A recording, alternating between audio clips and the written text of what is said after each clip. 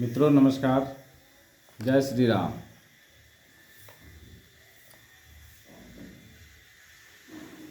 आज का प्रसंग शुरू करने से पहले आप सभी लोगों से निवेदन है कि इस चैनल को सब्सक्राइब जरूर करें।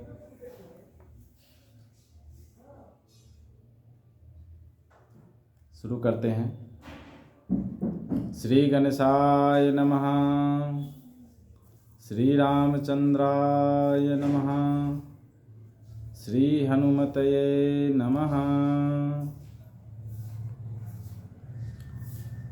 करहि गान बहु तान तरंगा, बहुविधि क्रीडहि पानि पतंगा। देखि सहाय मदन हर्षाना, कीन्हसि पुनि प्रपंच विधि नाना। काम कला कछु मुनि न व्यापी, निज भय डर उमनो भव पापी।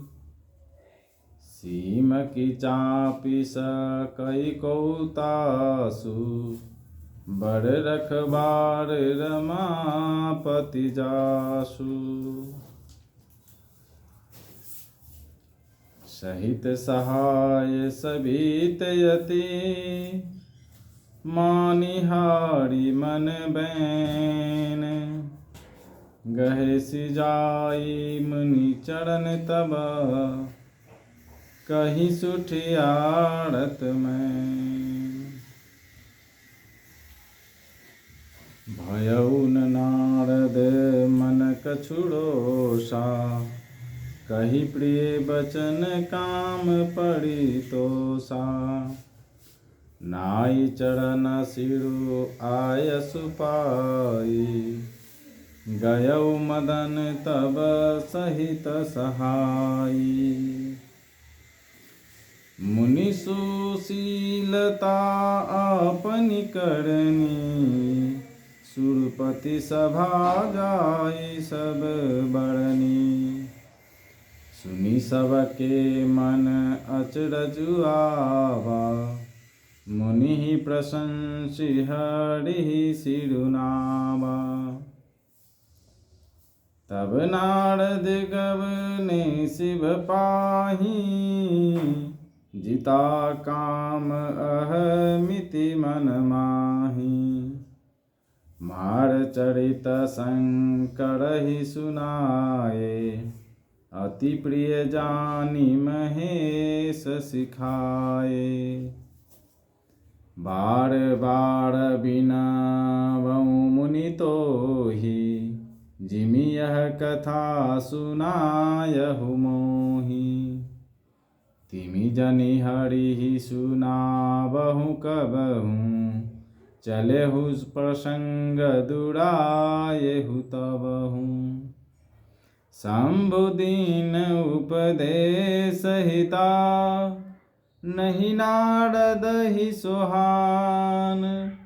भरद्वाज कौतुक सुनहु, हरि इच्छा बलवान। राम किन्ह चाहि सोई होई, करे अन्यथा अस नहीं कोई। शंभु बचन मुनि मन नहीं भाए, तब बिरंच के लोक सिधाए। एक बार कर तल बड़ बीना, गावत हरि गुण गान प्रवीणा। क्षीर सिंधु गवने मुनिनाथा, जहाँ बस से निवास श्रुति माथा। हरसि मिले उठी रमानिकेता, बैठे आसन ऋषि समेता। बोले बिहसी चराचर राया, बहुते दिनन कीन मुनि दाया। काम चरित नारद सब भाखे, यद्यपि प्रथम बीरज शिव राखे, अति प्रचंड रघुपति कै माया, जेहि न मोह यस को जग जाया। रुख बदन कड़ी बचन मृदु, बोले श्री भगवान, तुम्हारे सुमिरन ते मिटहि, मोह मार मदमान। वे बहुत प्रकार की तानों की तरंगों के साथ गाने लगी और हाथ में गेंद लेकर नाना प्रकार के खेल खेलने लगी। कामदेव अपने इन सहायकों को देखकर बहुत प्रसन्न हुआ और फिर उसने नाना प्रकार के माया जाल किए, परंतु कामदेव की कोई भी कला मुनि पर असर न कर सकी। तब तो पापी कामदेव अपने ही नाश के भय से डर गया। लक्ष्मीपति भगवान जिसके बड़े रक्षक हों, भला उसकी सीमा मर्यादा को कोई दबा कैसे सकता है। तब अपने सहायकों समेत कामदेव ने बहुत डरकर और अपने मन में हार मानकर बहुत ही आर्त वचन कहते हुए मुनि के चरणों को जा पकड़ा। नारद जी के मन में कुछ भी क्रोध न आया। उन्होंने प्रिय वचन कहकर कामदेव का समाधान किया। तब मुनि के चरणों में सिर नवाकर और उनकी आज्ञा पाकर कामदेव अपने सहायकों सहित लौट गया। देवराज इंद्र की सभा में जाकर उसने मुनि की सुशीलता और अपनी करतूत सब कही, जिसे सुनकर सबके मन में आश्चर्य हुआ और उन्होंने मुनि की बड़ाई करके श्री हरि को सिर नवाया। तब नारद जी शिव जी के पास गए।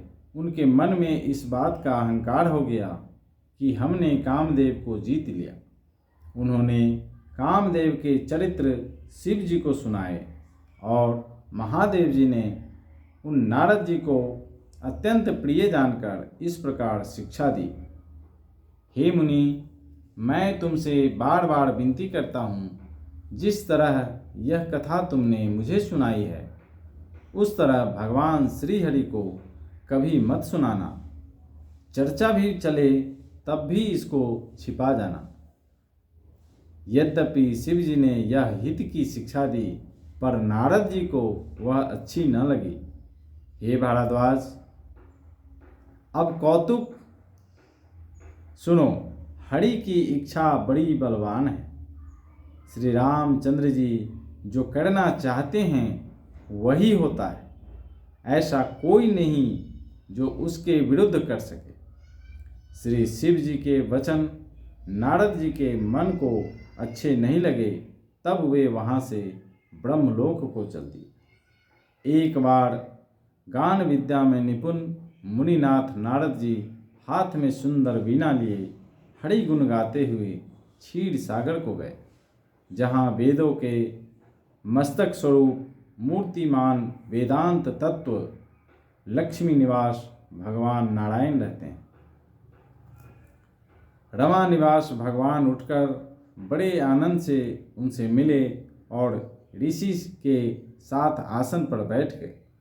चराचर के स्वामी भगवान हंसकर बोले, हे मुनि, आज आपने बहुत दिनों पर दया की। यद्यपि श्री शिव जी ने उन्हें पहले से ही बड़ज रखा था, तो भी नारद जी ने कामदेव का सारा चरित्र भगवान को कह सुनाया। श्री रघुनाथ जी की माया बड़ी ही प्रबल है।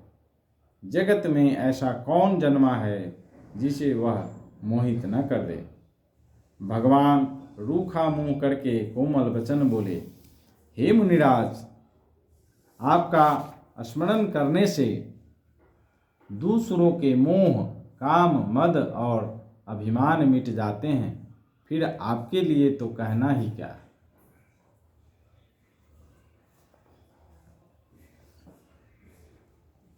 प्रिय मित्रों, आज के लिए इतना ही। मिलते हैं कल नए प्रसंग में। तब तक के लिए जय श्री राम।